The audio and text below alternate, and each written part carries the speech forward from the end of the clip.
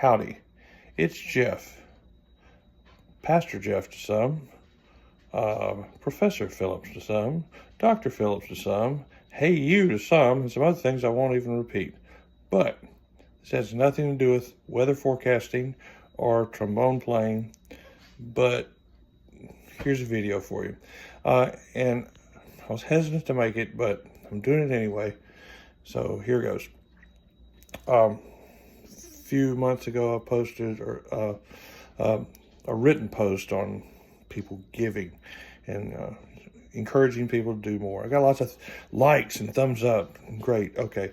And then several of my sermons recently and some that are to come are dealing with giving, realizing that even though we might be giving, we can even do more. We can always do more. Even if we think there's nothing else I can possibly do. I'm tapped out on funds. I'm tapped out on time. But there's always something else you can do. So the purpose of this video is to encourage you to do more. Some organizations I deal with, one through our church, we deliver food to our Samaritan Center here in Hendersonville and to our VFW. We do that once a month.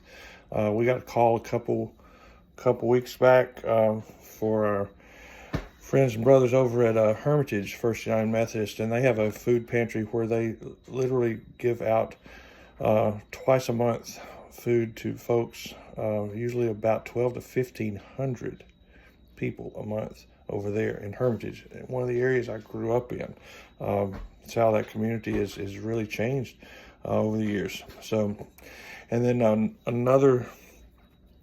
couple other groups I deal with through the Grotto. That's a Masonic organization, Tuba, Tooba, Tuba Grotto.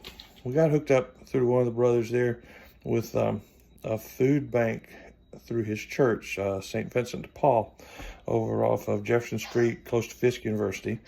And no government funding, twice a week, people show up, and what do they need? Some people need a whole meal. Some people just need a little bit to get to the end of the week. Some people have a family, they need a little bit more. So, and the ladies that work there are incredible, and they kind of know that community, and so they know who's legit and who's, they don't put up with scams. They keep a good eye on it. But again, they don't ask you to fill out paperwork. They're not looking for stuff like, they're just, what do you need? Okay, here it is. They're supplying the need. And then yet another group that I work with in another way is the Nashville Praise Symphony.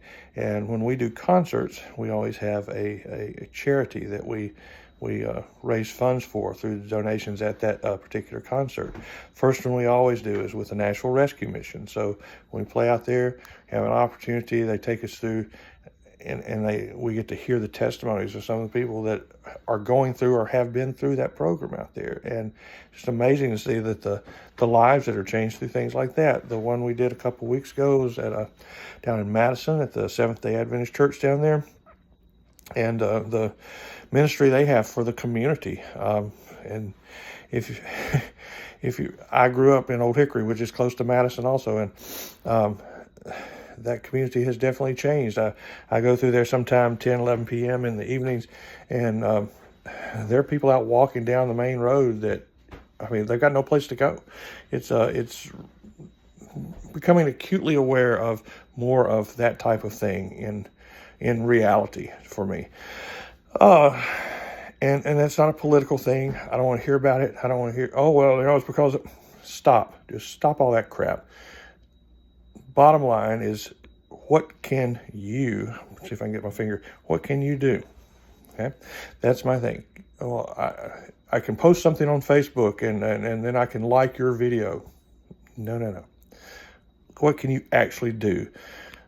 Reposting or something on social media isn't going to do anybody any good. I'm sorry, it's not. You're not going to change a life by a like or a dislike or a repost.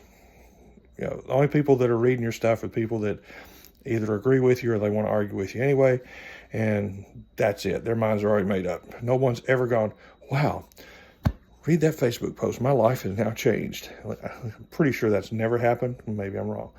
But again, this is not something I'm doing to toot my own horn, but just to show you one of the things I thought of a few weeks ago. I said, I'm going to do this because I see these people staying on street corners, stoplights, when I pull up a lot in my travels around to these places during the week. And I said, sometimes, if I have a bottle of water, I'd hand it to them. But I said, I want us to do a little bit more. So Black Friday was great, Amazon and stuff like that, and between Amazon and Kroger sales. And I put together 10 of these backpacks that, all told, everything I got, under $20 a backpack, okay, including the backpack. Great little deal on those. But so I'm going to put these in the truck, and they're just going to go with me. And when I see somebody that, you can tell the difference between somebody that's standing there with a cell phone trying to make a deal on the corner. No, they're not getting anything from me. But the ones that are really hurting, and you can tell if you haven't been out and driven around, you can definitely tell there's a difference. These little backpacks I put together. Let's see. Well, there's the backpack, and these are cool. They actually fold down, but they hold a lot of stuff. Sweatshirt. These are sweatshirt. Made them all extra large. Everybody gets the same thing. So there's no fussing or fighting over stuff. But extra large, because that way if they're a little bit big, they can wear layers, especially when it's cold. Speaking of being cold, a couple pair of socks.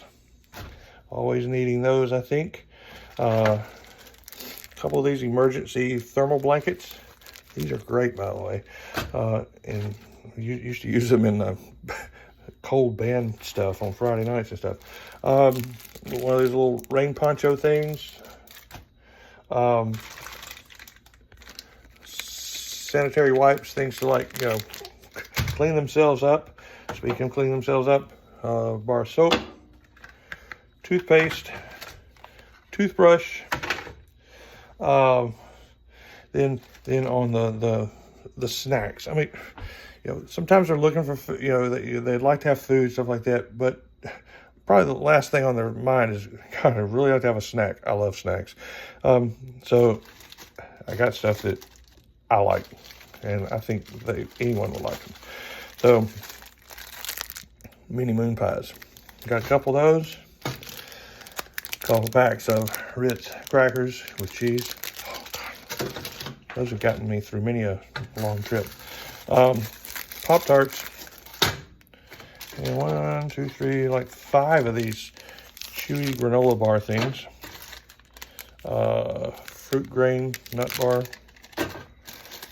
But of course, the best thing, especially this time of year, Little Debbie Christmas trees.